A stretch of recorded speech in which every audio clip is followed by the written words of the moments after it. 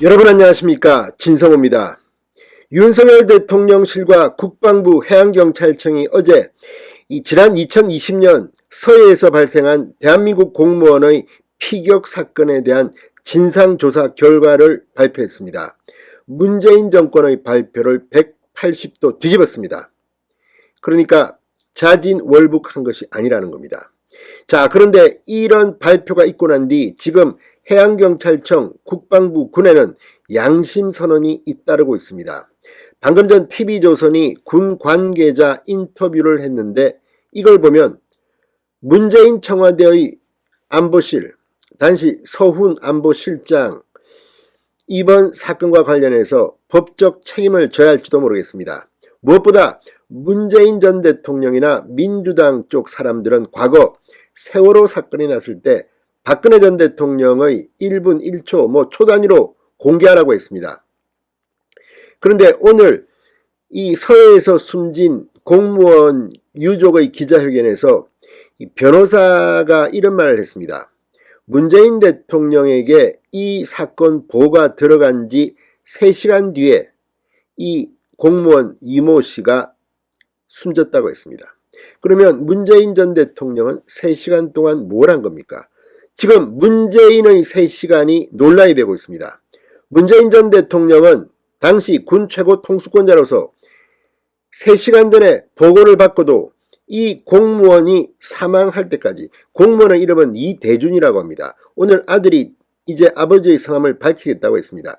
자, 이 공무원, 숨진 공무원 이대준 씨가 숨질 때까지 3시간 전에 보고를 받고 어떤 대응을 했습니까?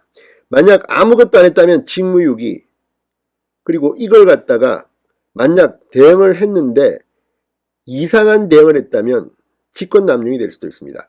지금 상당히 상황이 심각합니다. 그리고 이대은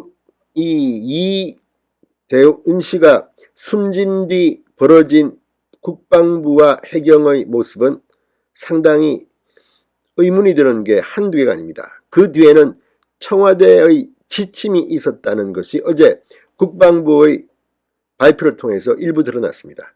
자, 문재인 전 대통령, 서훈 전 청와대 안보실장, 앞으로 유족들의 법적 고소를 당할 것으로 보입니다.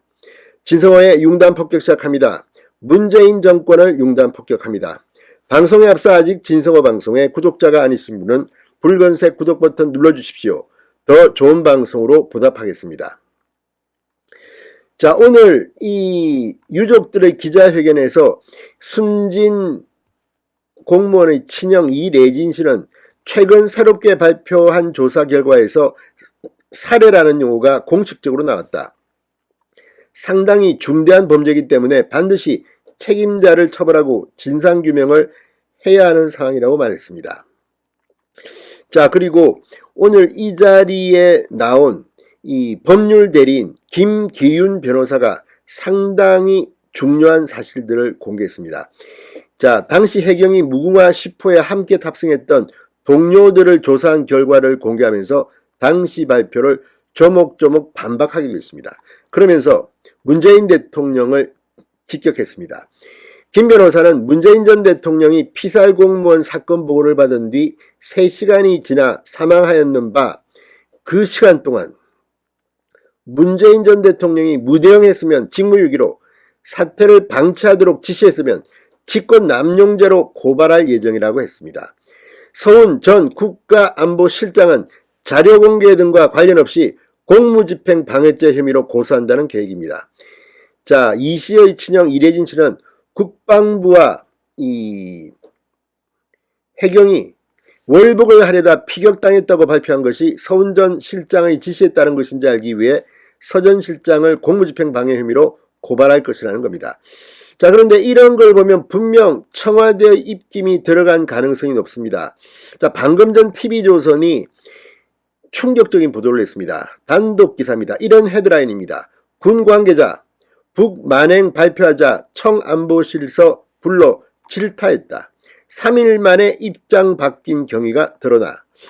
자, 이걸 보면 군과 해경은 어쩌면 있는 그대로를 발표하려고 했을지도 모릅니다. 그런데 청와대가 개입해서 은폐 조작했다는 의혹이 짓습니다. 자, 오늘 TV조선의 보도에 따르면 국방부가 당시 처음에는 북한의 만행이라며 강력한 규탄 성명을 냈다가 이틀 만에 슬그머니 말을 바꾸었습니다.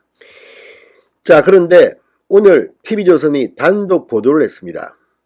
자, 2020년 9월 24일만 해도 안영호 전 합참 작전본부장은 우리 국민에 대해 총격을 가하고 시신을 불태우는 만행을 저질렀음을 확인했다고 발표합니다. 그러나 다음날 북한이 청와대에 보낸 통지문에서 총격은 있었지만 시신을 태우진 않았다, 부유물을 태웠다고 주장하자 국방부는 정확한 사실 확인이 필요하다고 말을 바꿉니다.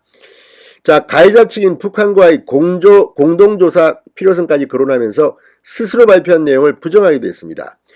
우리 군이 발표했고 설명드렸던 내용은 직접 목격한 사항들이 아니었습니다. 당시 문홍식 국방부 부대변인이 9월 28일 날 발표한 내용입니다. 군이 입장을 돌연히 바꾼 이유는 뭘까요?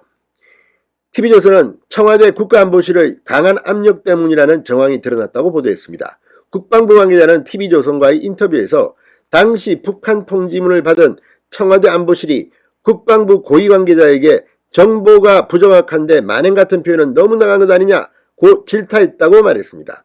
또 다른 관계자도 북한이 민감해할 만한 사안이 생길 경우 합참정보 작전본부 보고서를 국방부가 안보실에 올려 최종 결론을 받는 구조였다. 당시 청와대가 사실상 입장 변경을 지시한 것이라고 말했습니다.